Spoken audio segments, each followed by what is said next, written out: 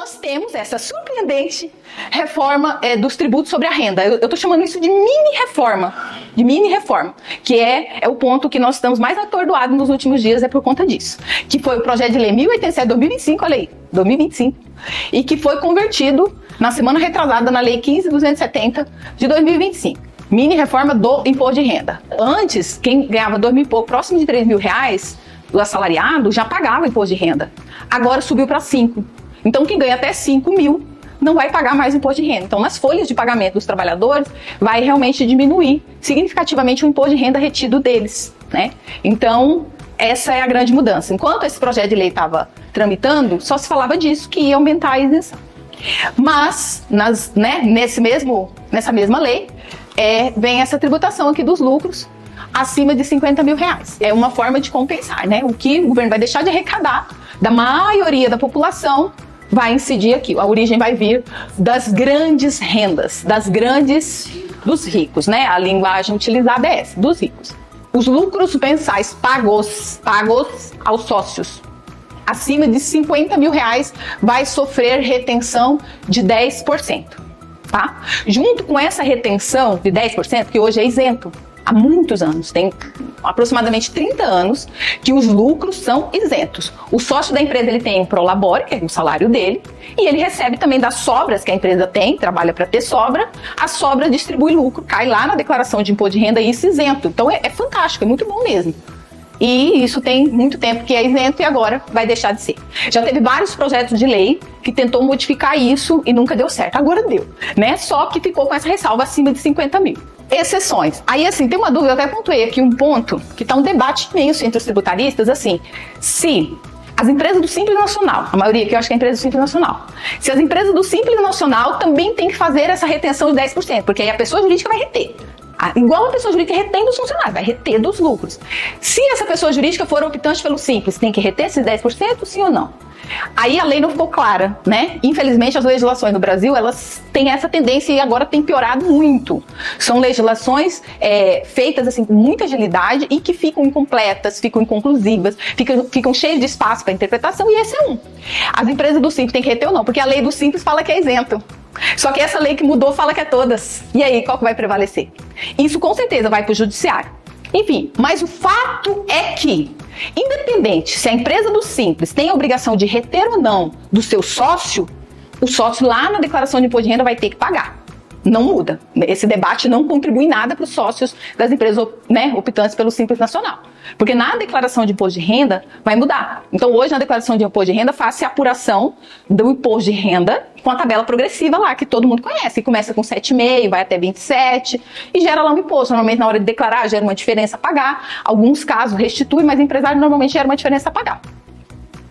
Lá na declaração do imposto de renda agora vai ter novos campos que vai apurar esse imposto de renda aqui.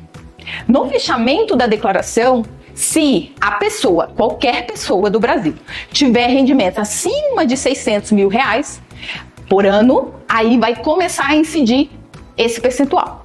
Chegando a 1.200.000 no ano, vai estar no percentual cheio de 10%. Se a empresa que ele é sócio fez retenção na fonte, o que foi retido na fonte de 10%, não, fez distribuição acima de 50.000, reteve. Legal. Essa retenção vai creditar lá no imposto de renda. Então vai apurar quanto que é devido, menos o que já foi retido de 10%, ele vai ter uma diferença a pagar referente a esses 10%. Se o pagamento for feito por uma pessoa jurídica, e aí é onde entra a possível estratégia, não é para todo caso, mas pode ser que uma holding, uma empresa de participação societária, seja uma solução aqui, porque se o pagamento dos lucros for feito para um sócio pessoa jurídica, não tem, continua isento. A tributação só surgiu para sócio pessoa física. Então quem já tem suas holdings, suas empresas, gente, só para dar uma alinhada, quando eu falar holding, é um tipo empresarial, tá? Holding é um tipo de empresa, tá? É só um tipo de empresa, mas é tudo a mesma coisa. Então quando eu falar empresa serve holding, quando eu falar holding serve empresa, tá? Então, assim, quem já tem as suas empresas, suas holdings de participação societária, tá tranquilo. Porque o dinheiro sai da empresa operacional, cai na empresa de participação sem incidência. Então, esse é um ponto legal. Mas isso não funciona para todo mundo. Por exemplo, empresa do Simples Nacional não pode ter sócio pessoa jurídica.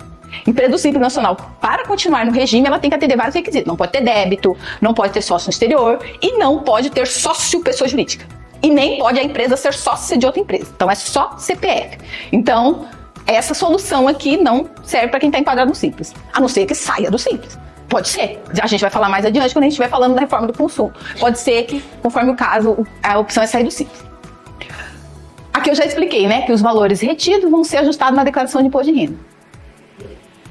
Agora, as empresas têm acumulado lucros. Na linguagem contábil, a gente tem uma linguagem chamada lucros acumulados. Ela aparece lá no balanço patrimonial da empresa. Traduzindo para a linguagem do empresário, o que é lucro acumulado? É o que a empresa teve de lucros ao longo dos anos e os sócios não retiraram. O que o sócio não retirou fica acumulando na contabilidade numa conta chamada lucro acumulado. Essa conta, onde está esse dinheiro? A gente chama de lucro acumulado e calcula ali, e o dinheiro desse lucro que o sócio não retirou está na empresa, está no estoque, está no imobilizado, está em aplicação, está por ali, está no patrimônio da empresa. Mas, contabilmente, a gente tem um saldo de lucro acumulado. Então, daqui a pouco eu posso diminuir meu estoque. Aí, se eu diminuir meu estoque, vai sobrar dinheiro, então eu vou lá e distribuo para o sócio, se eu achar que é conveniente, ou vendo um pouco do meu imobilizado, sobra dinheiro, eu vou lá e distribuo. Porque tudo isso foi ordinário dos lucros ao longo do tempo. Então, esses lucros ao longo do tempo, eles têm direito adquirido, certo? Porque a lei está dizendo agora, os lucros vai incidir imposto acima de 50 mil, a lei é de agora, então é a partir de 1º de janeiro de 2026. Os saldos contábeis que eu tinha de lucro acumulado até 31 de 2025, direito adquirido, não pode mudar. Mas o que está em estoque hoje, o que eu estou pontuando agora sobre o direito adquirido, é o que está em estoque hoje. Tem um monte de lucro que ficou no estoque, está lá, né? E aí, mas é lucro? E se daqui a pouco você diminuir seu estoque e quiser distribuir esse dinheiro, e aí? Aí a lei trouxe, essa mesma lei trouxe uma regra. Vejo totalmente desnecessário isso, antijurídico, mas trouxe uma regra que, para preservar o direito adquirido, né, para no futuro você queira distribuir e você manter a isenção, você tem que fazer uma ata, registrar na junta comercial, fazendo constar nessa ata qual é o lucro que você tinha no seu último balanço ou balancete fechado e como que você vai distribuir esse lucro nos próximos 3 anos, está na lei. Para ter isenção, você vai ter que distribuir o que você quiser nos próximos 3 anos, 2026, 2027, 2028. Distribuir em 2029, não tem mais isenção. Ah, mas era saldo anterior. Pela lei, não tem mais isenção. Claro, possivelmente pode haver questionamentos judiciais sobre isso.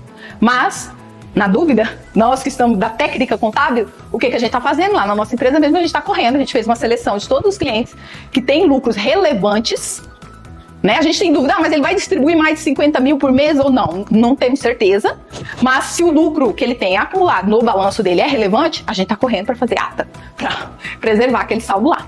Então eu imagino que no futuro, quem distribuir acima de 50 mil, com certeza o governo vai criar 2 continhas lá na hora de lançar 50 mil mês. Então isso é o que tem de mais concreto para 1º de janeiro. Tem um outro pontinho que eu já vou explicar, mas isso está valendo para 1º de janeiro, certo? Para os novos lucros, é claro.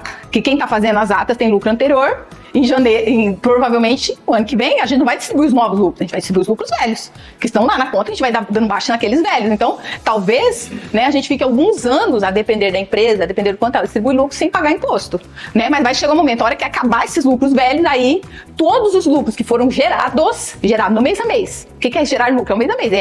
Para quem conhece a linguagem, a DRE, apuração dos resultados. Receita, menos imposto, menos custo, menos despesa, igual a lucro. Que é isso que contabilmente a gente apura. Então, tudo que for apurado a partir de janeiro, a hora que for distribuído no futuro, se pagar a partir de 50 mil por mês, para cada sócio, tá, gente? 50 mil para cada sócio. Então, se for 2 sócios, é 100 mil. Se for 3, é 150.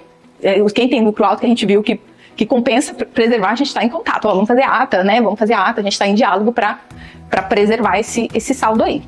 Tem gente, eu tive cliente que já estava desesperado, já querendo vender os imobilizados da empresa para distribuir logo os lucros. Gente, mas você vai acabar com a sua empresa? Como assim? Então, né, não é bem por aí. Talvez uma das intenções, assim, indiretas, é justamente isso, é incentivar o empresário a imobilizar mais, a investir mais na empresa, porque daí ele vai limitar, não, vou distribuir a 70. Então, não, vou distribuir só 49, vai ficar dentro da isenção, os outros 20 eu vou reaplicar na empresa. Então, pode haver um incentivo aos negócios. Como é produtor rural? Produtor rural é assim, já pela regra do produtor rural, que segue outras regras, o produtor rural, tudo que ele investe, deduz do imposto. É totalmente diferente das empresas.